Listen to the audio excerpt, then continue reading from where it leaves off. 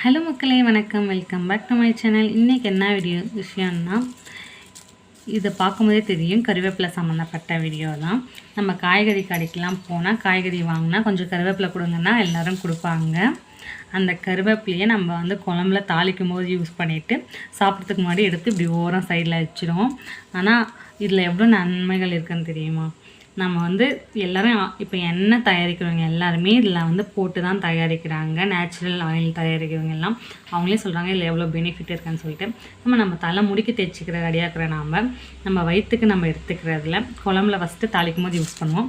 அப்புறம் சாப்பிட்றதுக்கு முன்னாடி இப்படி சைடில் எடுத்து வச்சிடும். அந்த மாதிரி எடுத்து வைக்காமல் நம்ம குழம்புல இருக்கிறதையும் சாப்பிட்டு கருவேப்பிலை பொடியாகவும் இல்லை வெறும் கருவேப்பிலையும் முடிஞ்சவங்க சாப்பிட்டு இல்லை குழம்புல இருக்கிறதே சாப்பிட்டா நம்மளுக்கு நோய் எதிர்ப்பு சக்தி அதிகரிக்கும், சர்க்கரை அளவு கம்மியாகுது.